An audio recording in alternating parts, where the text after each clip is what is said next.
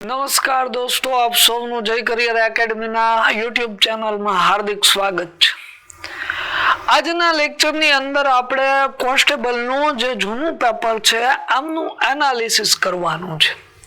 કોન્સ્ટેબલની અંદર જે પેપર લેવાયેલું હતું આમાં કયા કયા ભૂગોળને રિલેટેડ ક્વેશ્ચનો હતા અને કયા મુદ્દાઓની અંદરથી આ ક્વેશ્ચનો પૂછાયેલા હતા એમની ચર્ચાઓ આજના લેક્ચરમાં આપણે કરવાની છે.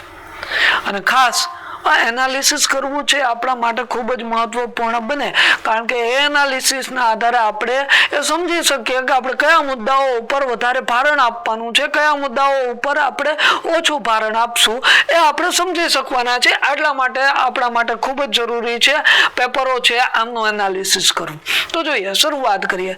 અમુક જે જૂના પેપરો છે આમના ભૂગોળમાં પૂછાયેલા જે પ્રશ્નો છે આ પ્રશ્નોની આપણે ચર્ચા કરીએ. અહીંયા પહેલો જ પ્રશ્ન આપણા સમક્ષ આવે છે અને પ્રશ્ન છે કંઈક કોલસા સંબંધિત છે. શું કહેવા માંગે છે ક્વેશ્ચન? તો કે ભાઈ ભારતમાં કોલસા ખાણકામની શરૂઆત ક્યાંથી થઈ હતી? કોલસો છે આમના ખાણની શરૂઆત છે ભારતમાં સૌ પ્રથમ ક્યાં થઈ હતી? તો આપણે બધાને ખબર હોવી જોઈએ કે સૌ પ્રથમ શરૂઆત છે ક્યાં થઈ હતી? તો કે પશ્ચિમ બંગાળ છે. પશ્ચિમ બંગાળની અંદર આવેલ કયું છે? રાણીગંજ નામનું સ્થળ છે. ત્યાંથી સૌ પ્રથમ વખત કોલસો છે આમની ખાણની શરૂઆત થઈ હતી. આ પ્રથમ કોલસા માટેની ખાણ છે. આમની સાથે સાથે આપણે એ પણ ખબર હોવી જોઈએ કે કોલસાની વાત આવી તો કોલસો છે, કોલસાના કુલ કેટલા પ્રકાર છે? તો કે ભાઈ કોલસાના આપણે મુખ્ય 4 પ્રકાર લેવાના છીએ. 4 પ્રકારની અંદર ગુણવત્તાના આધારે પ્રકાર પડવાના છે. જો ગુણવત્તાની વાત કરીએ તો સૌથી ઉચ્ચ ગુણવત્તા વાળો કોલસો કયો રહેવાનો છે? કોલસાનું નામ શું છે? એન્થ્રેસાઇટ કોલસો છે. પછી બીજા નંબરે કયો આવે છે? બિટ્યુમેન કોલસો આવે છે. ત્રીજા નંબરે કયો આવવાનો છે? લિગ્નાઇટ કોલસો આવવાનો છે. ચોથા નંબરે કયો કોલસો આવે છે? પીટ કોલસો છે. આ ચોથા નંબરે આવવાનો છે. આ કોલસાના મુખ્ય કેટલા છે? 4 પ્રકાર છે. આ કેવી રીતે પ્રાપ્ત થાય છે? તો કે આ કોલસાઓ છે કુદરતી રીતે પ્રાપ્ત થાય છે. એક કોલસાની જે વાત કરું, જે કોલસો કેવો છે? માનવ સર્જિત છે, જેને આપણે શું કહીએ છીએ? ચારકોલ કહીએ છીએ. તો આ ચારકોલ કોલસો કેવો છે?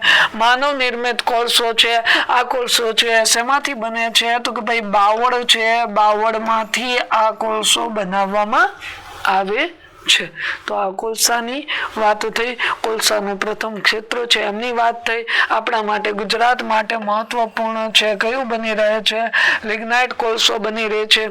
કારણ કે આપણે ખબર છે કચ્છ જિલ્લો છે આમાં સૌથી મોટા પ્રમાણમાં લિગ્નાઇટ કોલસો છે એ આપણે પ્રાપ્ત થાય છે. ત્યાં એક ખાણ છે પાંદરોનો ડુંગર છે. એમની અંદર આવેલા જે ખાણો છે એ શેને રિલેટેડ છે? તો કે ભાઈ લિગ્નાઇટ કોલસો છે આમને રિલેટેડ આ ખાણો છે. તો આ બધું કોલસા માટે મહત્વપૂર્ણ બની શકે. આ એક ખનિજ ટોપિક છે ભારતના ખનિજો. એમાંનો એક આ શું થયો તો કે ક્વેશ્ચન થયો. કદાચ તમને એમ પૂછે ખનિજ સંપત્તિનો ભંડાર એટલે કયો ઉચ્ચ પ્રદેશ? ભારતના ઉચ્ચ પ્રદેશો છે એમાં ખનિજ સંપત્તિનો ભંડાર કયો છે? તો છોટા નાગપુર. કયો?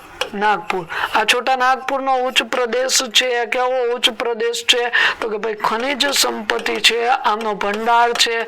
આ વિસ્તારમાંથી 3/4 ભાગનો શું મળી આવે છે? કોલસો છે એ પણ મળી આવે છે. 3/4 ભાગનો કોલસો છોટા નાગપુરના ઉચ્ચ પ્રદેશના વિસ્તારમાંથી મળી આવે છે. તો એ પણ કોલસા રિલેટેડ બાબત છે અહીંયા થાય છે. તો આવી બાબતો પરીક્ષાની અંદર પૂછાયેલી છે. નેક્સ્ટ આવી જઈએ. જો આમાં જવાબ શું આવવાનો છે? આમાં જવાબ છે રાણીગંજ આવવાનો છે. નેક્સ્ટ જો ચાલ અહીંયા વાત શેની કરવામાં આવી? સ્ટેચ્યુ ઓફ યુનિટી છે એમની. સ્ટેચ્યુ ઓફ યુનિટી નર્મદા નદીના કયા ટાપુ ઉપર સ્થિત છે? અહીંયા ઓપ્શન છે. જો ઓપ્શન એ છે સાઈ, ઓપ્શન બી સાધુ ટાપુ છે, ઓપ્શન સી સુવી, પછી સાંગ. આવા ઓપ્શન છે સાઈ, સાધુ, સુવી, સાંગ. તો આમાંથી કયો ટાપુ એવો છે કે જેના ઉપર શું આવેલું છે? તો કે સ્ટેચ્યુ ઓફ યુનિટી આવેલી છે. અહીંયા જવાબ શું આવવાનું છે? સાધુ બેટ. શું આવવાનું છે? આ સાધુ. અહીંયા શું જવાબ આવશે? સાધુ આવશે. તમને ખબર હોવી જોઈએ કે જે નવા ગામ છે, નવા ગામથી 2.5 કિમી દૂર, 2.5 2.5 કિલોમીટર જેવો વિસ્તાર લઈ લે, અથવા તો 2 કિમી એ લઈ શકું કે 2 કિમી, ભાઈ 2 કિમી દૂર, આટલું દૂર. અગાઉનો કયો તાલુકો? અગાઉનો નાંદોદ. કયો? નાંદોદ. નાંદોદ તાલુકો. હાલનો કયો છે? હાલનો ગરુડેશ્વર. હાલનો કયો? ગરુડેશ્વર. હાલનો ગરુડેશ્વર. અગાઉનો નાંદોદ, હાલનો ગરુડેશ્વર. નર્મદા નદી. નર્મદાની મધ્યમાં કયો બેટ, કયો ટાપુ છે? સાધુ. કયો છે? સાધુ બેટ ઉપર સ્ટેચ્યુ ઓફ યુનિટી. કઈ? Statue of unity.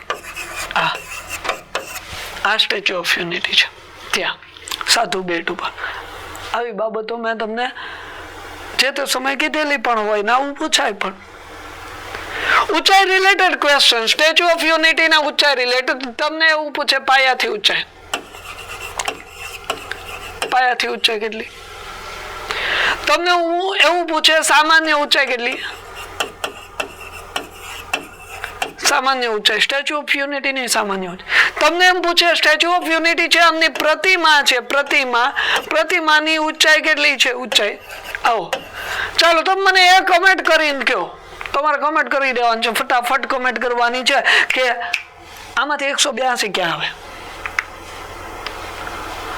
પાયાથી ઊંચાઈ 182 આવે, સામાન્ય 182 કે પ્રતિમાની ઊંચાઈ 182? 182 ક્યાં આવે? કમેન્ટ કરો ફટાફટ. તો જો પાયાની વાત આવી ગઈ, પાયાથી ઊંચાઈ પૂછે તો 240 મીટર. કેટલી? 240. સામાન્ય ઊંચાઈ પૂછે તો 182 મીટર. 182 સામાન્ય. અને પ્રતિમાની ઊંચાઈ પૂછે તો 157 મીટર. સરદાર વલ્લભભાઈ પટેલ છે, એમની પ્રતિમા 157 છે. તમે કોઈ દિવસ ગયા હોય સ્ટેચ્યુ ઓફ યુનિટી તો તમને ખ્યાલ હોય કે આવી રીતે એક ઓટો છે અને ઓટા ઉપર આવી રીતે એક વિકરાળ સ્વરૂપ ધરાવતી સરદાર વલ્લભભાઈ પટેલની શું છે તો કે આ પ્રતિમા છે. આ વલ્લભભાઈ પટેલની પ્રતિમા આવી રીતે. એમાં જે ઓટો છે એમની ઊંચાઈ કેટલી છે? 25 મીટર. કેટલી? 25 મીટર નો ઓટો. અને આ વલ્લભભાઈ પટેલ છે 157 મીટર. કેટલું? 157 મીટર. એટલે અહીં જમીન થી આખી કેટલી થાય? 182. અને અહીંયા પાયા બનાવવામાં આવ્યા હોય તો પાયા સાથે કેટલી થાય તો કે 240 મીટર. કેટલી? 240 મીટર. તો આવા ક્વેશ્ચન પર પરીક્ષાની અંદર પૂછાઈ શકે છે. બાકી આ સુવિન ચાંગ જે નદીઓ છે, કચ્છની અંદર આવી નદીઓ છે અને ત્યાં એવા બેટ હોય છે એટલે એ કચ્છની અંદર આવી ગયું. રેડી? આ સ્ટેચ્યુ ઓફ યુનિટી ક્યાં ટાપુ ઉપર સ્થિત છે? નેક્સ્ટ, કયા વિસ્તારના વનસ્પતિ અને પ્રાણી સૃષ્ટિને જાળવવા માટે 1978 જેસોર સ્થળ બેર અભયારણ્યની સ્થાપના કરવામાં આવી હતી? આવો શબ્દ છે જે ગઈ કોન્સ્ટેબલનું પેપર હતું એમની અંદર પ્રયોગ કરવામાં આવ્યો હતો એટલે આપણે અહીંયા એવો શબ્દ લખ્યો. બાકી જેસોર અભયારણ્ય એવું કહી શકે તું. એ કયા વિસ્તારમાં છે? અરવલ્લીના વિસ્તારમાં છે, ધીણોધરના વિસ્તારમાં, પારનેરાના વિસ્તારમાં, પાવાગઢના વિસ્તારમાં. ક્યારેક એવું બને કે એ આપણે ન આવડતું હોય તો બીજા ઓપ્શનના આધારે આપણે નક્કી કરી શકીએ. જો પાવાગઢ ક્યાં છે? પાવાગઢ છે પંચમહાલમાં છે. પારનેરા ક્યાં છે? પારનેરા છે વલસાડમાં છે. ક્યાં છે? વલસાડ. આ વલસાડમાં છે. ધીણોધર તો આપણે બધાને ખબર છે, કચ્છની અંદર આવેલો ડુંગર, મધ્યધારનો ધીણોધર. ધીરજધરના ડુંગર એટલે ધીણોધર. અને અરવલ્લી ક્યાં છે? બનાસકાંઠામાં. ક્યાં છે? બનાસકાંઠામાં અરવલ્લી. અને જેસોર અભયારણ્ય પણ ક્યાં છે? બનાસકાંઠામાં. તો આ અરવલ્લીનો વિસ્તાર છે એમાં શું છે તો કે જેસોર અભયારણ્ય આવેલું છે. સિમ્પલ વસ્તુ છે. રીંછ માટેનું અભયારણ્ય છે જેસોર. શેના માટે? રીંછ માટે. તો તમને એ ખબર હોવી જોઈએ રીંછ માટે અભયારણ્ય કયા કયા છે. તો પેલું અભયારણ્ય જે અહીંયા જેસોર છે કયું છે? જેસોર. રીંછ માટે છે જેસોર અભયારણ્ય. શેના માટે પ્રખ્યાત છે? રીંછ માટે છે. પછી બીજું છે બાલારામ. કયું છે? બાલારામ અભયારણ્ય. એ પણ શેના માટે પ્રખ્યાત છે? રીંછ માટે આ પ્રખ્યાત છે. ત્રીજું રતનમહાલ અભયારણ્ય. એ પણ શેના માટે પ્રખ્યાત છે ભાઈ? રીંછ માટે. આ પણ અભયારણ્ય પ્રખ્યાત છે. ચોથું કયું છે? જાંબુઘોડા. જાંબુઘોડા અભયારણ્ય આ જાંબુઘોડા અભયારણ્ય શેના માટે પ્રખ્યાત છે? તો કે રીંછ માટે પ્રખ્યાત છે. પછી 5મું જે નર્મદા નદી કિનારે સુરપાણેશ્વર કયું અભયારણ્ય? સુરપાણેશ્વર અભયારણ્ય. આનું એક બીજું નામ છે, આ અભયારણ્ય છે એમનું નામ છે ડેડિયા. કયું છે? ડેડિયાપાડા અભયારણ્ય. આ પણ શેના માટે પ્રખ્યાત છે? રીંછ માટે પ્રખ્યાત છે. રીંછના અભયારણ્ય પરીક્ષામાં પૂછાય. રીંછના કેટલા અભયારણ્ય? 5. કેટલા છે?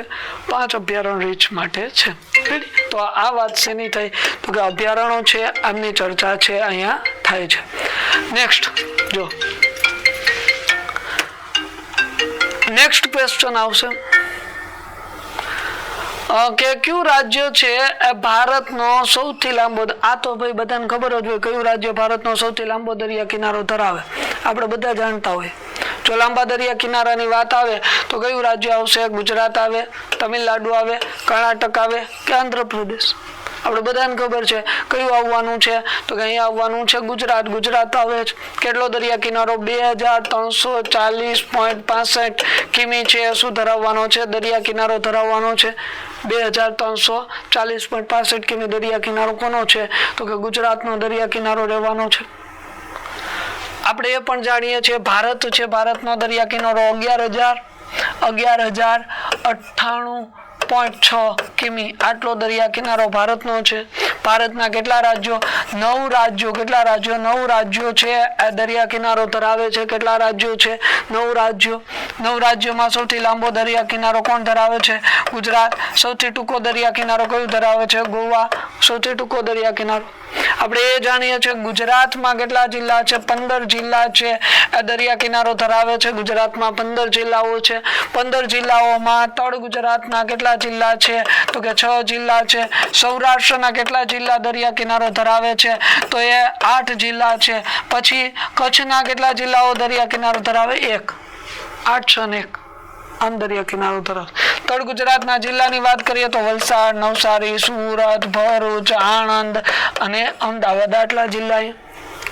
સૌરાષ્ટ્રની વાત કરીએ તો આવી જવાનું ભાવનગર છે, અમરેલી છે, ગીર સોમનાથ છે, જુનાગઢ છે, પોરબંદર છે, દ્વારકા છે, પછી જામનગર છે, મોરબી છે. આ બધા 8 આગોના તો કે તળ ગુજરાત. કચ્છનો એક જ આપણે બધાને ખબર છે કચ્છ. આ દરિયા કિનારાની વાત થઈ. આવી રીતે દરિયા કિનારાને લગતા ક્વેશ્ચનો છે આ પણ નીકળી શકે. તો આ દરિયા કિનારો થયો. નેક્સ્ટ આવી જાઓ. અહીંયા જવાબ શું આવવાનું છે? ગુજરાત. ત્યાંથી નેક્સ્ટ પૃથ્વીની સપાટીથી શરૂ થતું વાતાવરણનું સ્તર કયું? આ પૃથ્વી છે. એમાં આપેલું સ્તર આપેલું. આ સ્તરને આપણે શું નામ આપવાના છે? આને આપણે ક્ષોભાવરણ. કેવું? ક્ષોભાવરણ કહીએ. આ ક્ષોભાવરણ. આ ક્ષોભાવરણ પહેલું જ આવરણ છે જેને આપણે ઇંગ્લિશમાં શું કહીએ છીએ? ટ્રોપોસ્ફિયર કહીએ. આ શું છે? ટ્રોપોસ્ફિયર. ક્ષોભાવરણ જેને આપણે શું કહીશું? ટ્રોપોસ્ફિયર. પછી સમતાપ આવરણ આવે. સમતાપ. પછી મધ્ય આવરણ આવે. મધ્ય આવરણ એટલે મેસોસ્ફિયર. આ સ્ટ્રેટોસ્ફિયર. ત્યાંથી આગળ જાઓ એટલે કયું આવે? ઉષ્માવરણ. ઉષ્માવરણ એટલે કયું? થર્મોસ્ફિયર. કયું આવશે? થર્મોસ્ફિયર. પછી આવે ત્યાંથી આગળ બાહ્ય આવરણ એટલે એક્ઝોસ્ફિયર. અહીંયા નથી આપેલું એક્ઝોસ્ફિયર એટલે સૌથી બહારનું એક્ઝોસ્ફિયર. નામ આપીએ તો આ ટ્રોપોસ્ફિયર છે. પછી સ્ટ્રેટોસ્ફિયર આવે. પછી મેસોસ્ફિયર. પછી થર્મોસ્ફિયર. આવા અલગ અલગ નામ આવવાના હોય. રેડી? તો આમાં પેલું આવરણ છે કયું છે? ટ્રોપોસ્ફિયર રહેવાનું છે. આ ટ્રોપોસ્ફિયર 12 કિલોમીટર સુધી જેટલું શું હોય એમનું અંતર 0 થી 12 કિમી. પૃથ્વીની સપાટીથી 12 કિલોમીટર સુધીના વિસ્તારમાં ટ્રોપોસ્ફિયર તમને જોવા મળે. પછી અલગ અલગ વિસ્તારો જોવા જઈએ તો એમાં ઊંચાઈમાં થોડો ઘણો ફેરફાર ડિફરન્ટ જોવા મળતો હોય. જેમ કે ધ્રુવના પ્રદેશ, વિષુવવૃત્તીય પ્રદેશ એમાં ડિફરન્ટ જોવા મળશે. બાકી સરેરાશ 12 કિમી. રેડી? આવો ક્વેશ્ચન આપણે આવી શકે. અહીંયા ટ્રોપોસ્ફિયર જવાબ આવવાનો છે. નેક્સ્ટ નીચે પૈકી ગુજરાતના માન્ય પ્રાણી સંગ્રહાલયમાંનું એક નથી. સરથાણા નેચર પાર્ક રાજકોટ આવું છે કે? સયાજી બાગ વડોદરા છે. ઇન્દ્રોડા પાર્ક છે. કમલા નહેરુ ઝૂઓલોજીકલ પાર્ક છે. તો કે ભાઈ આ આવું છે અમદાવાદમાં આવેલું છે. કમલા નહેરુ. ઇન્દ્રોડા પાર્ક ગાંધીનગરમાં છે, આપણે બધાને ખબર છે. સયાજી બાગ છે એ પણ છે વડોદરામાં. આવું કંઈ નથી. આ સરથાણા નેચર પાર્ક રાજકોટમાં એવું કંઈ છે નહીં. અહીંયા છે હિંગોળગઢ છે. કયું છે? અહીંયા હિંગોળગઢ લઈ શકું. હિંગોળગઢ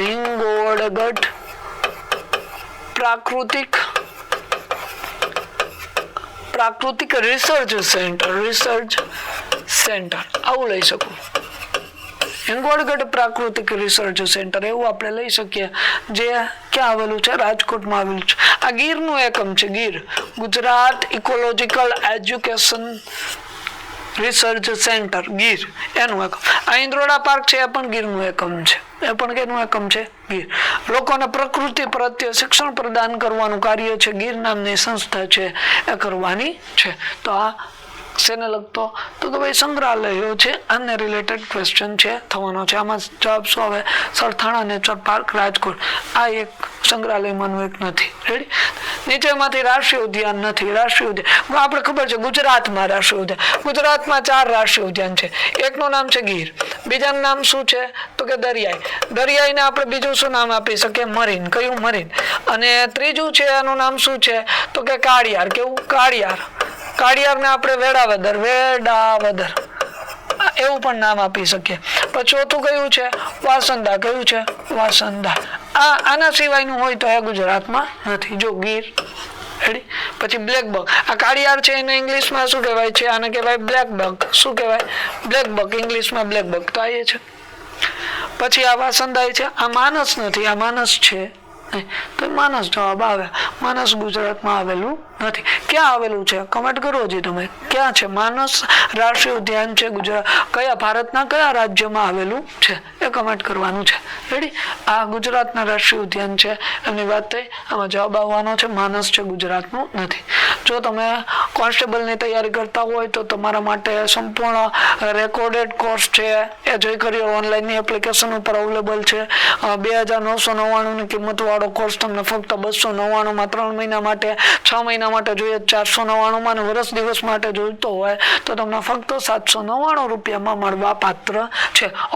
ઓફર છે વેલિડ સમય માટે છે 31/12/2025 સુધી આ ઓફર માન્ય હતી. પણ તમારી જે માંગણીઓ છે એમને આપણે ધ્યાને રાખી અને એ ઓફરની મર્યાદા છે આપણે લંબાવી દીધી છે. હાલના તબકે પણ આ ઓફર તમારા માટે શું છે? તો કે ભાઈ કાર્યરત છે. હજુ પણ જો તમે આ ઓફરનો લાભ લેવાનું ચૂકી ગયા છો, 31 ડિસેમ્બર સુધીમાં તમે લાભ નથી લીધો, તો અત્યારે પણ તમે આ ઓફરનો લાભ લઈ શકવાના છે. તો અત્યારે તમારે જઈ કરિયર ઓનલાઈન એપ્લિકેશન ડાઉનલોડ કરી અને આ ઓફરનો લાભ લેવાનો છે. અને કોઈ ક્વેરી હોય તો અહીંયા તમને નંબર પણ આપેલા છે એકેડમીના, આનો પણ તમે સંપર્ક કરી શકો. રેડી? નેક્સ્ટ ક્વેશ્ચન આવી ગયો છે આપણા માટે. અને ક્વેશ્ચન છે, આમનું નામ શું છે? ઓડિશાનું ચિલ્કા તળાવ કયા જિલ્લામાં આવેલું નથી? કયા જિલ્લામાં આવેલું નથી? ઓડિશાનું ચિલ્કા સરોવર છે તે. આવા પ્રશ્નો છે રેડ કેસમાં પૂછાતા હોય અને આ પ્રશ્નમાં આપણે વધુ પડતો ઈ ઓપ્શન છે ટીક કરવાનું શું કરતા હોય તો કે પ્રાયોરિટી આપતા હોય. કારણ કે આવી આપણે વધારે પડતી ખ્યાલ હોય નહીં. કારણ કે ભારતમાં ઘણા બધા સરોવર છે, ઘણા બધા જિલ્લાઓ અને સ્પર્શ કરતા હોય તો એ બધા યાદ રાખવા શક્ય નથી. પણ અમુક પ્રશ્નોમાં એ કરવામાં આપણે કોઈ પણ પ્રકારનો સંકોચ રાખવાનો નહીં, પ્રામાણિકતાથી કરી દેવાનો. પણ અહીંયા જો જવાબની વાત કરીએ તો કયો જિલ્લો આવવાનો છે? ગજાપતિ જિલ્લો છે આવવાનો છે. ગજાપતિ જિલ્લામાં આ તળાવ છે ફેલાયેલું નથી. એ સિવાય પુરી જિલ્લો છે, ખુર્દા જિલ્લો છે, ગંજામ જિલ્લો છે, એમની અંદર આ સરોવર છે આ ફેલાયેલું છે. સરોવરનું નામ શું છે? ચિલ્કા સરોવર. ઓડિશા રાજ્યની અંદર છે. કયા રાજ્યમાં છે? ઓડિશા રાજ્યની અંદર આવેલું છે. રેડી? નેક્સ્ટ ચાલો. ગુજરાત વન વિભાગ દ્વારા 2025માં કોની વસ્તી, હમણાં કોની વસ્તી ગણતરી કરવામાં આવી? આપણે બધાને ખબર છે સિંહની શું કરવામાં આવી હતી? વસ્તી ગણતરી છે એ કરવામાં આવેલી હતી. તો સિંહની વસ્તી ગણતરી હમણાં થઈ, આપણે બધા જાણીએ છીએ. ત્યારથી આગળ જઈએ, આગળ વાત કરીએ થારનો રણ વિસ્તાર. થાર જે રણ છે, જે કેવું છે ભારતનું સૌથી મોટું રણ છે અને ધ ગ્રેટ ઇન્ડિયન ડેઝર્ટ કહીએ. એમાં ખારા પાણીના સરોવરો આવેલા હોય, રેતીના ટુવા આવેલા હોય, એક ખારા પાણીનું સરોવર પણ એ વિસ્તારોમાં છે જેનું નામ સાંભાર સરોવર, જે ભારતનું સૌથી મોટું ખારા પાણીનું સરોવર પણ છે. અને આ જે રણ છે એ કેટલું તો કે 77,000 ચોરસ કિમી વિસ્તારની અંદર શું થયેલું છે, ફેલાયેલું છે. તો આ થારના રણના વિસ્તારની વાત કરી. પછી જો વાત કરવામાં આવી સાબરમતી નદી, તો નદી તંત્રમાંથી એક ક્વેશ્ચન આવ્યો આપણા માટે. નદીનું નામ સાબરમતી છે. જો ક્યાંથી ઉદ્ભવ થાય છે તો કે રાજસ્થાન રાજ્ય. કયું રાજ્ય છે? રાજસ્થાન. એમાં કયો જિલ્લો છે? ઉદયપુર જિલ્લો છે. એમાં કયું ગામ છે? વેકરિયા ગામ છે. વેકરિયા ગામમાં કયું સરોવર છે તો કે ઢેબર સરોવર છે. આમાંથી શું થાય છે? આ નદીનો ઉદ્ભવ થાય છે, અહીંથી નીકળવાની છે. ગુજરાતમાં પ્રવેશ પૂછે તો સાબરકાંઠા જિલ્લો. સાબરકાંઠા જિલ્લાનો કયો તાલુકો છે?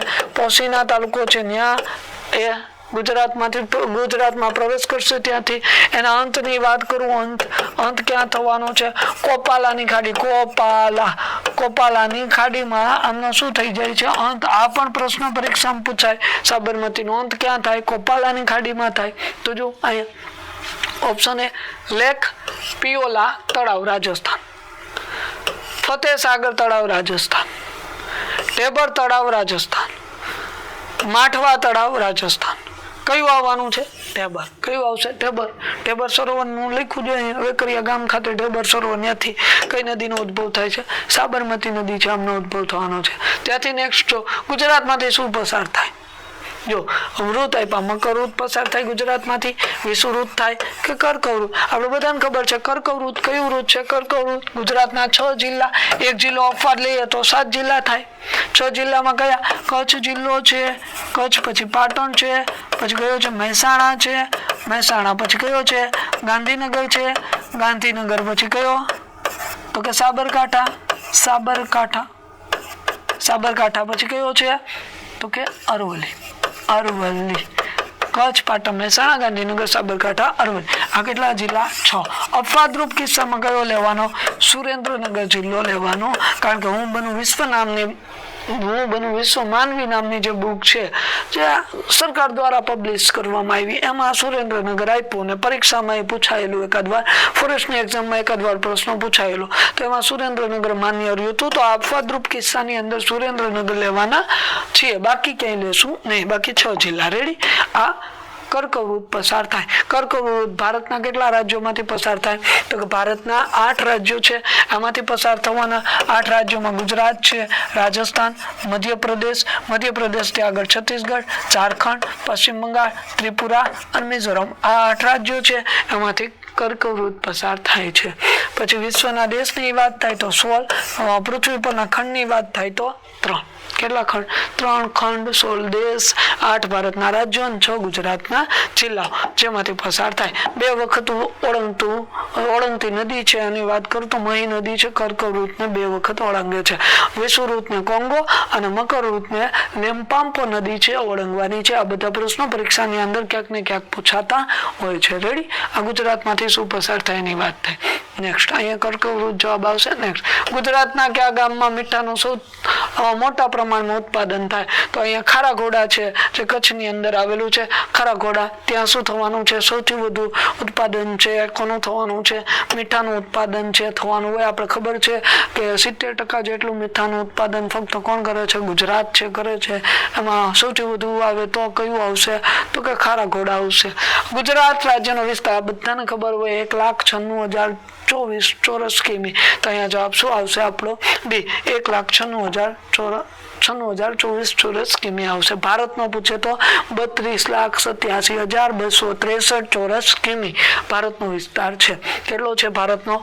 32,87,263 ચોરસ કિમી. આટલો વિસ્તાર છે કોનો? ભારતનો. અને 1,96,024 કોનો છે તો કે ગુજરાતનો. જે ભારતનો કુલ વિસ્તાર છે એનો ગુજરાત કેટલા ટકા ધરાવે? 5.96%. કેટલો? 5. વિશ્વના કુલ વિસ્તારનો ભારત 2.42% વિસ્તાર ધરાવે. આવું પણ પૂછાય કે વિશ્વના કુલ વિસ્તારનો ભારત કેટલો ધરાવે અને ભારતના કુલ વિસ્તારનો ગુજરાત કેટલો ધરાવે છે. ક્લિયર? તો આવો પ્રશ્નો પણ પરીક્ષામાં આવતો હોય. નેક્સ્ટ અહીંયા 1,96,000 આવશે. નેક્સ્ટ જોઈએ 2011ની વસ્તી ગણતરી ના કામચલાઉ પરિણામો અનુસાર દેશમાં સાક્ષરતા દર. ભારતનો સાક્ષરતા દર કેટલો? 74.04. કેટલો? 74.04 એ ભારતનો સાક્ષરતા દર છે. આ પૂછાતું હોય, ભારતનો સાક્ષરતા દર. ભારતના સાક્ષરતા દર કરતા ગુજરાતનો સાક્ષરતા દર કેવો છે? વધારે. કોમેન્ટ કરવાનું છે તમારે કે ગુજરાતનો, ભારતનો પૂછે તો 74.04, પણ ગુજરાતનો સાક્ષરતા દર પૂછે તો કેટલો છે? તમારે કોમેન્ટ કરી અને કહેવાનું છે. એ પણ પરીક્ષામાં પૂછાય, ગુજરાતનો સાક્ષરતા દર છે એ પણ. નેક્સ્ટ અહીંયા 74.04 ને દક્ષિણ ભારતનો ઉચ્ચ પ્રદેશ. દક્ષિણ ભારતનો ઉચ્ચ પ્રદેશ, આ ભારત છે ને એમાં દક્ષિણ આવો છે ને આવો ઊંધા ત્રિકોણ આકારનો ઉચ્ચ પ્રદેશ છે દક્ષિણ ભારતનો. આ જેને આપણે દખણનો ઉચ્ચ પ્રદેશ કેવો? દખણનો ઉચ્ચ પ્રદેશ કહે. અને આ ઉચ્ચ પ્રદેશ છે ને એને ડેકન ટ્રેપ કેવો? ડેકન ટ્રેપ ઉચ્ચ પ્રદેશ પણ કહીએ. તો ડેકન ટ્રેપ તો જો દખણ, જો અહીંયા ડેકન છે, બઘેલખંડ છે, મારવાડ છે, છોટા નાગપુર છે, તો આમાં કોણ આવવાનું છે? ડેકન આવવાનું છે. આ બઘેલ ને મારવાડ છે બંને કેવા? મધ્યવર્તી ઉચ્ચ પ્રદેશના ભાગ છે. છોટા નાગપુર છે પણ કોનો? મધ્યવર્તી ઉચ્ચ પ્રદેશનો ભાગ છે. આ ડેકન છે એ કયો? દક્ષિણનો ઉચ્ચ પ્રદેશ છે, દખણનો ઉચ્ચ પ્રદેશ એનો ભાગ રહેવાનો છે. તો ત્યાં શું આવવાનું છે? ડેકન આવવાનું છે. ત્યાંથી નેક્સ્ટ જો બ્લુ કલરનો ફ્લેગ એટલે blue flag. Blue flag beach કયું છે? તો આપણે બધાને ખબર છે, કરંટની અંદર એ છે કે ભાઈ શિવરાજપુર છે, કેવો છે? Blue flag. એને કેવો? લીલો ઝંડો આપી દેવામાં આવ્યો. બ્લુ ફ્લેગ સ્વચ્છ બીચ એટલે કયું છે? શિવરાજપુર બીચ છે રહેવાનું છે. તો આ બ્લુ ફ્લેગની વાત થઈ, આ બીચની વાત થઈ છે. ત્યાંથી નેક્સ્ટ આગળ જોઈએ. જો આગળ વાત કરીએ તો બાલાસિનોર તાલુકામાં આવેલ ડાયનોસોર છે. ડાયનોસોરના પાર્ક ક્યાં આવેલું છે? જે બાલાસિનોર તાલુકામાં ક્યાં ડાયનોસોર પાર્ક છે? તો રાજપુર છે, ખાંડી વાવ છે, રૈયાલી છે કે રડિયા છે? કયું છે? રડિયાતા. આમાંથી ક્યાં છે? તો કે ભાઈ આપણે બધાને ખબર છે રૈયાલી છે. રૈયાલી નામનું સ્થળ, મહીસાગર જિલ્લો, બાલાસિનોર તાલુકો અને રૈયાલી. ત્યાં શું છે? તો કે ડાયનોસોર પાર્ક છે એ આવેલું છે. ત્યાંથી ડાયનોસોરના સૌ પ્રથમ શું મળી આવ્યા હતા? તો કે અવશેષો, ડાયનોસોરના ઈંડા ત્યાંથી મળી આવ્યા હતા. તો આ બાલાસિનોર મહીસાગર જિલ્લાની અંદર આવેલું છે. નર્મદા નદી છે અને જે મુખ્ય કેનાલ છે એની લંબાઈ કેટલી છે? તો આની લંબાઈ 588 કિલોમીટર જેટલી રહેવાની છે. કેટલી છે? 588 કિમી છે. અને જે મેન કેનાલ છે આની લંબાઈ રહેવાની છે. આપણે બધાને ખબર છે કે આપણા મુખ્યમંત્રી જ્યારે નરેન્દ્રભાઈ મોદી હતા ત્યારે એણે જાહેરાત કરી હતી કે નર્મદા નદીનું પાણી છે ગુજરાતના છેવાડાના વિસ્તાર સુધી પહોંચાડી અને એણે 2 અલગ અલગ યોજના બહાર પાડી હતી, એક સૌની યોજના અને એક સુજલમ સુફલમ યોજના. એના અંતર્ગત આખા ગુજરાતના અલગ અલગ વિસ્તારોમાં નર્મદાનું પાણી પહોંચાડવાની વ્યવસ્થા કરવામાં આવી હતી. સૌની યોજના અંતર્ગત સૌરાષ્ટ્રમાં આવતું હતું અને સૌની યોજનાનું ફૂલ ફોર્મ પર પરીક્ષામાં પૂછાય. સૌરાષ્ટ્ર નર્મદા અવતરણ ઇરિગેશન યોજના એટલે કેવી યોજના? સૌની યોજના છે થવાની છે. તો આવી રીતે શું થશે? તો કે નર્મદાની મુખ્ય કેનાલ હશે એની લંબાઈ 500 અને કેટલા કિલોમીટર હશે? તો કે 88 કિલોમીટર જેટલી જોવા મળવાની છે. કોન્સ્ટેબલ માટે મેથ્સ રીઝનિંગનો સ્પેશિયલ, તમારું મેથ્સ રીઝનિંગ જો વીક હોય તો એને સ્ટ્રોંગ બનાવવા માટે સ્પેશિયલ કોર્સ મેથ્સ રીઝનિંગનો આપણી એપ્લિકેશન ઉપર અવેલેબલ છે. જે ફક્ત તમને કેટલા રૂપિયા મળવાનો છે? તો કે 249 રૂપિયા મળવાનો છે. અને એમાં તમને 250 કરતા વધારે રેકોર્ડેડ વિડીયો લેક્ચર છે મળવાના છે 3 મહિનાની વેલિડિટી માટે. તો જો તમારું મેથ્સ રીઝનિંગ નબળું હોય ને સ્ટ્રોંગ બનાવવા માંગતા હોય તો ત્યારે જ આ કોર્સ છે પરચેસ કરવાનો થશે. તો આજે વાતો થઈ, ગઈ કોન્સ્ટેબલનું પેપર હતું એમના એનાલિસિસની વાત થઈ. જો કયા કયા ટોપિકમાંથી ક્વેશ્ચન આવેલા છે ગયા કોન્સ્ટેબલની અંદર, તો જો આ એક કયો છે? નદી રિલેટેડ. તો એક નદી ટોપિક થયો આપણો. જો અહીંયા આપણે લખી નાખીએ કે નદીમાંથી ક્વેશ્ચન પૂછાય છે. પછી જો આ શું છે? તો કે જીકે રિલેટેડ છે. એટલે બાલાસિનોર તાલુકાની વાત થઈ, ડાયનોસોરના ઈંડાની વાત થઈ, તો જીકે રિલેટેડ છે. તો થોડો ઘણા જીકેના ક્વેશ્ચન. પછી આ બંદરો રિલેટેડ, બંદર અને બીચ, તો બંદર રિલેટેડ લઈ લો કે બંદર અને બીચ રિલેટેડ ક્વેશ્ચન પૂછાઈ શકે. ત્યાંથી આગળ ઉચ્ચ પ્રદેશનો પ્રશ્ન છે. આ કયો છે? ઉચ્ચ પ્રદેશમાંથી ક્વેશ્ચન પણ નીકળેલો છે. પછી જો ત્યાંથી આગળ જોઈએ કયો છે વસ્તી, આમાંથી પ્રશ્ન પૂછાય છે, વસ્તી છે આમાંથી પ્રશ્ન પૂછવાનો છે. પછી જોઈ લો ગુજરાતનો વિસ્તાર એટલે જીકે, જે જીકે કહી દઉં, જીકે માંથી એકાદ ક્વેશ્ચન નીકળી શકે. જોકે આ બધું તમને ગુજરાતની બેઝિક માહિતીઓમાં મેં જ તમને ભણાવેલું હશે. તો આ જીકે રિલેટેડ ક્વેશ્ચનો છે. પછી આ જો શું થયું, ખનિજ રિલેટેડ છે, ખનિજો રિલેટેડ છે, તો મીઠું ખનિજ રિલેટેડ. પછી આ અક્ષાંશ રેખાંશ નો કહી શકું, અક્ષાંશ રેખાંશ રિલેટેડ ક્વેશ્ચન કહી શકીએ, અક્ષાંશ રેખાંશ માંથી પૂછાય છે. પછી ત્યાંથી આગળ જો નદી ઓલરેડી આવી ગઈ, બીજો ક્વેશ્ચન આવ્યો નદીનો. પછી જો આ રણ વિસ્તાર છે, કયું છે રણોમાંથી પ્રશ્ન નીકળો કે ભાઈ ભારતના રણ વિસ્તાર છે એમનો. પછી આ જો શું છે વસ્તી, જે આ કરંટ રિલેટેડ છે, જેને આપણે વર્તમાન પ્રવાહ રિલેટેડ ભૂગોળ કીધું. કેવું? વર્તમાન પ્રવાહ આધારિત ભૂગોળ, એનો ક્વેશ્ચન છે નીકળો છે. નેક્સ્ટ આ તળાવ, એ પણ શું આવી ગયું હતું કે ભાઈ નદીઓ અને તળાવોની વાત થઈ, તળાવો સરોવર છે એમની વાત થઈ, એમાંથી ક્વેશ્ચન છે. નેક્સ્ટ રાષ્ટ્રીય ઉદ્યાન, અભયારણ્ય રાષ્ટ્રીય ઉદ્યાન નો કમ્પલસરી છે, અભયારણ્ય રાષ્ટ્રીય ઉદ્યાન પણ હોય બધી એક્ઝામ, કોન્સ્ટેબલ ની બધી એક્ઝામમાં અભયારણ્ય રાષ્ટ્રીય ઉદ્યાન નો એકાદ બે પ્રશ્ન હોય. તો આમાં બે પ્રશ્ન છે, એક રાષ્ટ્રીય ઉદ્યાન નો છે અને કયો છે અભયારણ્ય. પ્રાણી સંગ્રહાલય છે, આમનો ક્વેશ્ચન પણ છે પ્રાણી સંગ્રહાલય નો. પછી જો આવી જાઓ આ વાતાવરણ શેનો છે, વાતાવરણ છે, આમનો પણ ક્વેશ્ચન છે વાતાવરણ ને રિલેટેડ. નેક્સ્ટ જો દરિયા કિનારો શેનો છે, દરિયા કિનારો છે, દરિયા કિનારો જો કે બંદરની અંદર દરિયા કિનારો આપણે લઈ લેતા હોય, દરિયા કિનારો એમને રિલેટેડ ક્વેશ્ચન છે, એ પણ અહીંયા છે. પછી જો આ શું છે અભયારણ્યનો બીજો ક્વેશ્ચન આવ્યો. પછી જો આ નદી રિલેટેડ છે, નદી કિનાર છે, નદીનો ત્રીજો ક્વેશ્ચન આવ્યો જો. પછી ખનિજનો એ બીજો ક્વેશ્ચન આવ્યો જો. તો આવા ક્વેશ્ચનો છે, આટલા મુદ્દાઓ છે આમાંથી કોન્સ્ટેબલમાં પ્રશ્ન પૂછાણો. જેમ કે શું પ્રાણી સંગ્રહાલય છે, પછી શું છે તો કે ભાઈ અહીંયા અભયારણ્ય રાષ્ટ્રીય ઉદ્યાન, તળાવો, નદીઓ છે, બંદરો, ઉચ્ચ પ્રદેશ, વસ્તી, જીકે, ખનિજ, અક્ષાંશ રેખાંશ, રણ. પછી શું છે તો કે ભાઈ વર્તમાન પ્રવાહ આધારિત ભૂગોળ, વાતાવરણ છે, દરિયા કિનારો છે. આ મુદ્દાઓ છે એમાંથી ગયા કોન્સ્ટેબલ ની અંદર પ્રશ્નો નીકળાતા. તો એમને રિલેટેડ પણ આ વખતે પણ ક્વેશ્ચનો નીકળવાની સંભાવનાઓ છે.